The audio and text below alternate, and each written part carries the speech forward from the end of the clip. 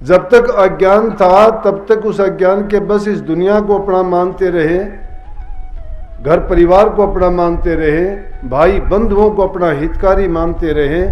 लेकिन जब गुरु महाराज ने अपने मुखारविंद से वो उपदेश के माध्यम से बताया और उन बातों को जब गौर करके मैंने देखा तो वाकई में ही मैं इस लाइन पर लगा और मैंने ये जीवन में संकल्प लिया कि मैं उस सच्चाई की खोज करूंगा। लेकिन वो सच्चाई की खोज इतनी आसान नहीं है। एक छोटी सी चीज को भी आप प्राप्त करने का प्रयास करते हो, उसके लिए आपको अनेक प्रकार की बाधाएं और कठिनाइयों को पार करना पड़ता है। दुनिया के दुख सुख और मलामत बुरी भली बर्दाश्त करनी पड़ती है, सुननी पड़ती है। और उन चीजों को सुन के अगर उन बाधाओं को हम बाधा मान के अपने जीवन में अपना रास्ता भटक जाएंगे तो हमें कभी भी वो मंजिल नहीं मिल सकती। जिसको मंजिल पानी होती है उसको कठिन प्रयास करना ही करना पड़ता है। संत मत में उसके लिए जरूरत पड़ती है तप की, त्याग की और साधना की। जब तक तप नहीं करता इंसान, त्याग नहीं करता है और साधना नहीं करता है, ये तीन चीजों का, बल्कि गुरु ग्रंथ साहब में नानक साहब ने लिखा है, चार पदार्थ जो कोई मांगे संत जना की सेवा लागे। इस दुनिया में चार पदार्थ बड़ी कौन सी चीज है जिनको हम मानते हैं या जिनको चाहिए? धर्म, अर्थ, काम और मोक्ष। कि जिस जीव को इन चार चीजों की जरूरत है वो संत जनों के शरण में लग जाए। हम तो संतों की बात को समझना भी नहीं चाहते, तमाशा मानते हैं सत्संग को। सत्संग करना एक खेल मानते हैं, जैसे तमाशा देखने के लिए आए हैं, बैठेंगे कुछ देर के लिए, देखेंगे, सुनेंगे, इस कान से सुनेंगे, निकाल देंगे। जिंदगी बेकार करनी है, समय की बर्बादी है, जब तक वो चीज समझ में नहीं आती। और जिसको समझ आ गई, जाने की, जो मैं कितनी बार बताया है सत्संग की बात, हमारे दादा गुरु अरमान साहब थे, अपने गुरु से नाम लेने के पश्चात दोबारा उनको दर्शन करने का भी मौका नहीं मिला। जो उत्तम प्रकृति के जीव होते हैं उनको जो चीज हासिल करनी होती है ना, उनके अंदर लगन होनी चाहिए, उनकी श्रद्धा और संकल्प दृढ़ होना चाहिए, उनके अंदर कुछ कर गुजरने की हिम्मत होनी चाहिए। और जब तक ये चीजें हमारी पास नहीं हैं तो वो चीजें हमें अपने लक्ष्य तक नहीं पहुंचा सकती। वो नाम किस काम का रहेगा? फिर नाम का दोष नहीं, गुरु का दोष नहीं, जो उस रास्ते पर नहीं चलना चाहते हैं दोस्तों, उसका है। एक छोटी सी बात देखो, सब लोग जानते हैं, हमारे देश की एक खूबी रही है कि कदम कदम पर इन बातों को पुष्टि देने के लिए हमें अनेक प्रकार की शिक्षाओं की हमारे ग्रंथ पुस्तकें भरी पड़ी हैं।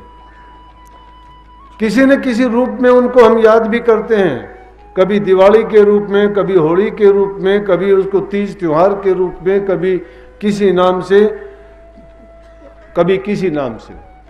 उनको मानते भी हैं, मनाते भी हैं, लेकिन उनके अंदर जो सार छुपा हुआ उसको नहीं जानते। अब भक्तों के लिए, भक्ति करने वालों के लिए, जो भक्तों के जीवन है वो आदर्श हैं, उनकी कहानी तो मेरी समझ में सब लोगों ने सुनी होगी, बड़ी रोचकता के साथ सुनते हैं। बताने वाले मेरे जैसे भी बहुत अच्छे ढंग से उनको इस ढंग से बताते हैं ताकि सुनने वाले जीव के दिल में उमंग पैदा हो, उसके दिल में ये हो कि भाई हाँ उसने ऐसा किया तो मैं भी ऐसा प्रयास करूं। चाहिए भी यही कि जीव जब तक अच्छा करने की नकल नहीं करता है तो अच्छाई को नहीं अपना सकता, और बुराई को देख के अगर ये बुराई को मिटाना नहीं चाहता है तो बुराई उसकी खत्म नहीं हो सकती। इसलिए बुराई की तरफ से तो अपनी दृष्टि को हटा लेना चाहिए और अच्छे गुण की तरफ लगा लेना चाहिए। और जिन भक्तों ने या जिन श्रेष्ठ व्यक्तियों ने जो श्रेष्ठ काम किए हैं, भक्ति के मार्ग पर चले हैं और जिन्होंने कुछ करके दिखाया है, उनकी हमें नकल करनी चाहिए ताकि हम भी अपने जीवन को ऊंचा, सच्चा और अच्छा बना सके।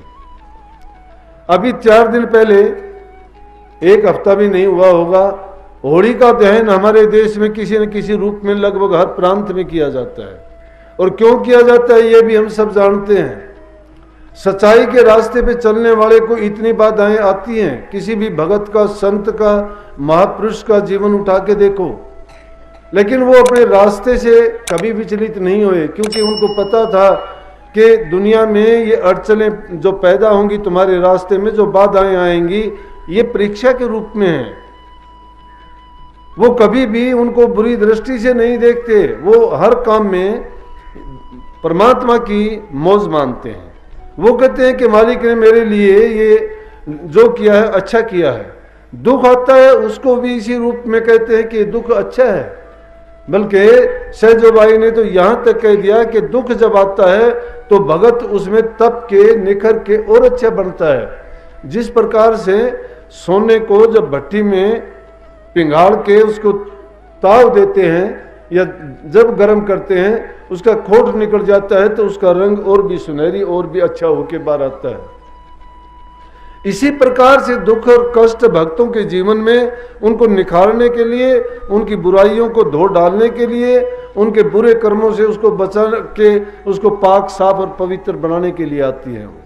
लेकिन अगर उन बुराइयों को देख के, तकलीफों को देख के कोई रास्ते को छोड़ दे और कह दे कि ऐसे भक्ति की मुझे जरूरत नहीं।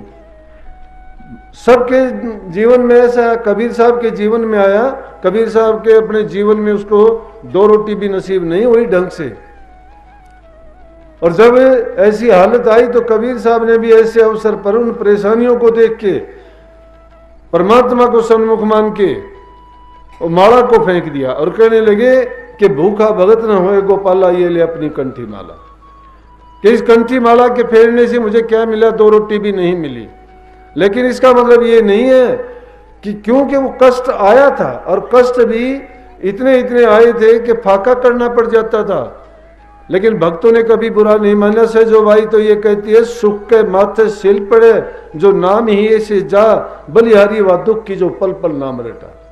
वो तो कहते हैं कि भक्ति में जो रस और जो आनंद आता है उसके लिए मुझे सुख नहीं चाहिए, मुझे तो परमात्मा वो दुख दे दे, वो दुख बार बार मेरे पास आए और उस सुख से मुझे दूर कर दे, वो वंचित कर दे, उससे मुझे बचा के रखे, उस सुख से जो मुझे परमात्मा से दूरी दिला दे या कभी नाम को भुलवा दे। उस सुख पर तो सिल पड़े, ऐसा पत्थर पड़े कि वो वहीं खत्म हो जाए, मुझे उस सुख नहीं चाहिए। वही तो महाभारत में द्रौपदी ने भी कहा था, जब महाभारत का युद्ध खत्म हुआ, पांडु सारे के सारे बच गए और कौरवों का नाश हो गया, अधर्म का नाश हुआ, धर्म की जीत हुई। और जब कुंती ने सब कुछ करने के बाद कहने लगी कि अब मेरी आखिरी इच्छा है कि मैं कहीं तीर्थों पे जाके बैठ जाऊं, कृष्ण जी कहने लगे आप क्या कहते हो, सारी जिंदगी तो आपने दुख में बिताई है, अब आपके पुत्रों को राज मिला है, सुख का समय आया है, तो आप कहते हो कि तीर्थों पर चले जाएं, कि मुझे ऐसा सुख नहीं चाहिए जो मुझे राम के नाम से वंचित कर दे या मेरे मन बुद्धि पर ऐसा पर्दा डाल दे कि मैं भक्ति से दूर चली जाऊं।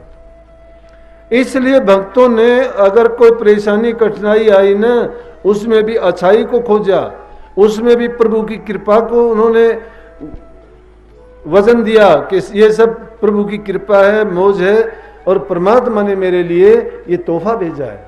उन्होंने दुख को दुख नहीं माना और उसे और भी अच्छे होके आए। और जब उस दुख से कोई निकल जाता है और उससे जब बाहर आता है तो तब उसको पता लगता है कि जो सच्चा सुख है वो उन चीजों में नहीं बल्कि उस दुख को पार करने के बाद मिलता है।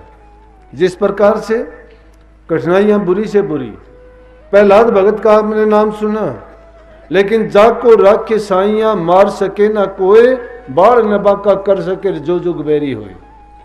बाढ़ बाका नहीं कर सकता कोई किसी का, चाहे सारा जमाना उसका दुश्मन हो जाए। क्यों? उसको साईं परमात्मा जिसको बचाने वाला है। परमात्मा तो लोगों की मूर्खता पे हंसता है। कुछ लोग मूर्खता के काम क्या करते हैं कि वो लाखों हाथों वाला किसी को देना चाहता है, 2 हाथों वाला चाहता है मैं अपनी चालाकी से, चतुराई से इसका छीन लूं, चोरी करके ले जाऊं, इससे और हेरा फेरी करूं। लेकिन जो देखता है वो सोचता है कितना मूर्ख है। मैं जो देने वाला हूं गुप्त रूप से इसको देता हूं और ये अपने मूर्खता और चतुराई के बस चाहता है कि मैं इससे छीन लूंगा, ये नहीं छीन सकता।